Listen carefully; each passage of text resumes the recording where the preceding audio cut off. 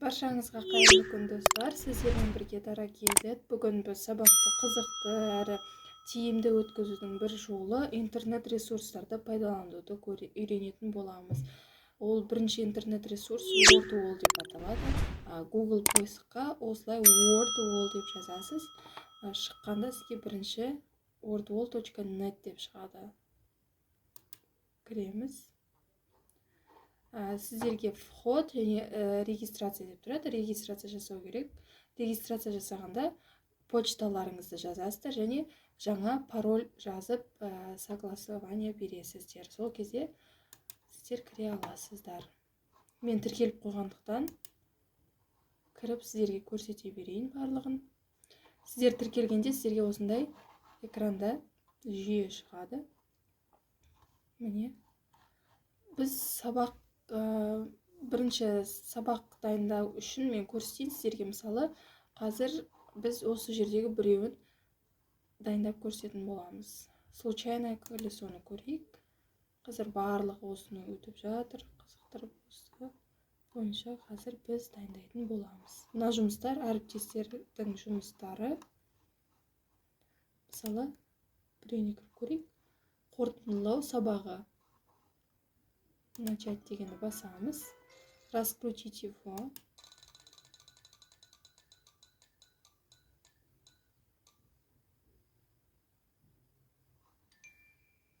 Міне оқушыға түседі. Оқушы жауабын айту керек. Ары қарай жалғастыру үшін устранить дегенді басып, сол таңдалған бөлік алынып тастайды. Ары қарай раскрутить етіп, оқушыларға тапсырма осылай бере аласыздар. Енді осы случайное колесоны өзіміз жасап көрейік. Ол үшін создать занятие дегенге кіреміз. Осы жерден случайное колесоны таңдап аламыз. Мына жерге заголовок занятияға біз тапсырманы жазамыз. Сұрақтарға жауап бер, мысалы.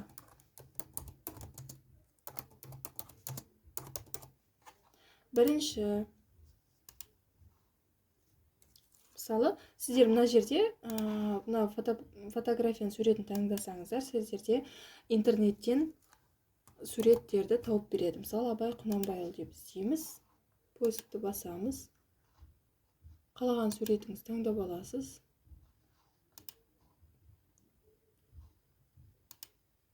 Мен суреттерді ғана қойып көрсетейін, мысалы.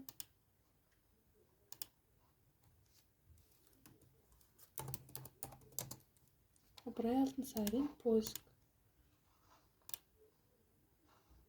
Енді мысалы мұнда жазу жазып көрейік.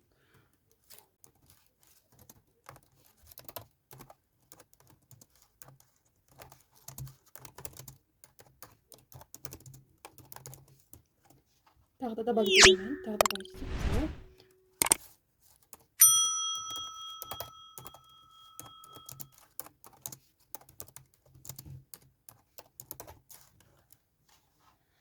Мысалы, осы төрт нұсқада көрсек, сіздер ары қарайда добавить ете аласыздар.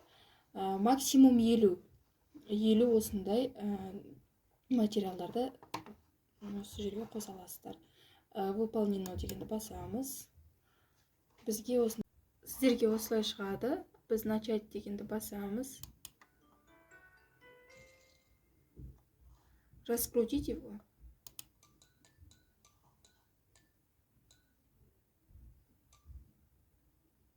Мысалы, бірінші оқушыға осындай сұрақ түсті. Абай Құнанбайұлы қай жерде дүниеге келді? Оқушы жауап береді. Егер сіз осы сұрақты алып тастағыңыз келсе, устранить деп басасыз.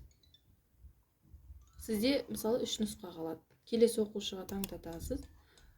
Оқушыға, мысалы, осы нұсқа түсті. Абай Құнанбайұлы қай жылы дүниеге келді? Ары қарай 2 нұсқа қалады, мысалы. Қайтадан раскрутить его. Біреуін таңдап алады оқушы. Оқушыға түседі, яғни 1 нұсқа. Абай Құнанбайұлы түсті. Абай Құнанбайұлы туралы мәлімет айту қажет. Міне осылай случайное колесоны дайындауға болады. Енді тағы бір түрін көрсетейін. Осылай кіріп өздеріңіз қарап көрулеріңізге болады. Мысалы, найди пару дегенді көрейік. Міне бұл әріптестердің жұмыстары. Енді құрметті достар, әріптестер, главная страницаны басып астыға төменге түскенде сіздерде осы дайындайтын қандай бір ойындардың түрлері ол жерде жазылып тұрады. Біз случайное колесоны көрдік. Енді ары қарай өздеріңіз осыларға кіріп жасауларыңызға болады.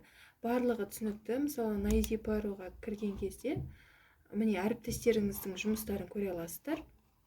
Дәл осы найди пару деген сіздерде құрастырылғаныңыз келсе, онда осы бетте создать занятие дегенді басып өздеріңіз құрастыра бересіздер. Мысалы, групповая сортировка. Мұнда әріптестердің жұмысы, сөз таптары, міне көріп тұрғандарыңыздай дыбыстық талдау бірінші сынып. Дәл осылай сіздерде құрастыра аласыздар. Ол үшін әрине создать занятиеға кіресіздер. Міне әріптестер, заманауи интернет ресурстардың бір түрі Wordwall. Келесі жолы тағы да басқа заманауи әдістердің түрлерімен бөлісетін боламын. Каналға жазылуды ұмытпаңыздар. Қолдау білдіріп отырыңыздар, комментарий жазыңыздар. Сұрақтарыңыз болса, түсініксіз болып жатса, көмек керек болса, сілтемеде WhatsApp номері берілген, сол жерге жазуларыңызға болады. Назарларыңызға рахмет, барлықтарыңызға сәттілік.